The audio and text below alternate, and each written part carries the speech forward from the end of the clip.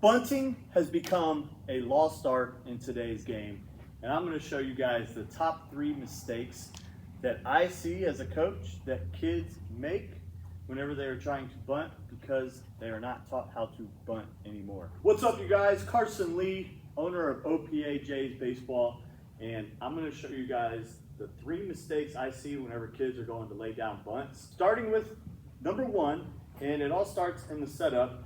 Whenever I see kids going to square to bunt, and I see it in the cage whenever I'm throwing BP and I tell a kid to bunt, but also in a game whenever you give a bunt side and a kid squares around the bunt, is they'll square around the bunt, and you guys see the plate down here on the mat, but they'll square around the bunt and they'll put their bat right here. So if I drop the bat, I only have plate coverage of here at the inside half. So anything away from me, I'm not going to be able to get to try to bunt, which is going to lead to another issue, which I will cover later here in the video, of something else that kids do whenever they go to bunt, which causes them to not be able to get bunts down, and it's part of how they try to bunt the outside pitch. Like I said, I see a lot of kids that they'll set up to bunt, and the bat is right here covering the inside part of the plate, and they have it right here in front of their body. So what we want to do is we want to extend our arms out to where our bat, now if I drop it, is going to cover the whole plate. So now I'm going to be able to cover the outside corner and the inside corner. Mistake number 2 that I see that kids will make whenever they are bunting is, instead of just staying square and turning and getting the bat out in front of them, I'll see they'll turn their whole body. So they'll be set up like this. And this is an issue because if you have a pitch that's coming at you, how are you going to get out of the way, right? You're leaving your face and the area you don't want to get hit in, you're leaving all of that vulnerable to being hit if a ball comes at you inside. So if I square to bunt and I stay closed, stay square, now if the pitch is inside, I'm able to pull back and still turn my body to wear it on my shoulder, you know, in my ribs, on my back, my butt, wherever. Places that are still going to be uncomfortable and they're still going to hurt, but it's better than getting hit in the face or getting hit below the belt. So that's mistake number 2. I see this more with a lot of younger kids than I do older kids, but first instinct, you tell them to bunt and they square all the way around here. We don't want to do that.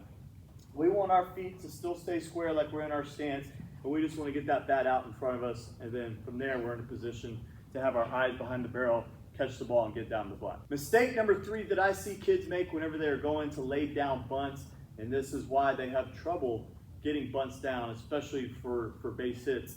I'll see kids square to bunt, and the ball's coming, and they'll have their arms really, really close to their body here, and then when the ball gets there, they're trying to throw the bat and stab at the ball. Going back to the point I referenced in mistake number 1, where kids are trying to bunt the inside half, and this is the only part of the plate that they're covering. Now when that ball is outside, same thing. They try to get over there by stabbing at the ball instead of having their bat where it's covering the whole plate. And now they're able to just catch it as it comes. Because that's the thing with bunting. We don't want to stab at the ball. We don't want to go forward and add impact to the baseball. We're trying to give with it and to catch it and be soft, so that whenever we lay it down, it's going to be right here in front of the plate. Tough for the pitcher to get there and tough for the catcher to get there.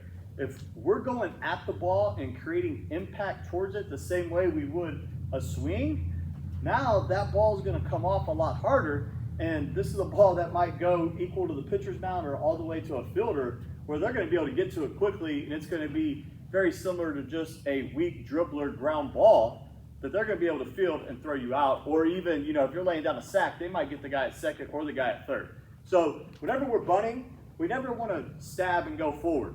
We want our barrel to be there, and we just want to give just a little bit. Just be soft and catch the ball. We're trying to be as soft as we can. If you're trying to learn how to bunt, or you want to become a better bunter, then don't make these 3 mistakes, and I promise you're going to be able to start getting bunts down, laying down sacks, laying down drag bunts for base hits. I want to thank you guys for watching this video. For more baseball tips, make sure you guys subscribe to my channel, and then follow me on my social media platforms on Instagram at CarsonLee5, and then on TikTok at 1% Better. Keep hunting greatness. Thank you guys for watching.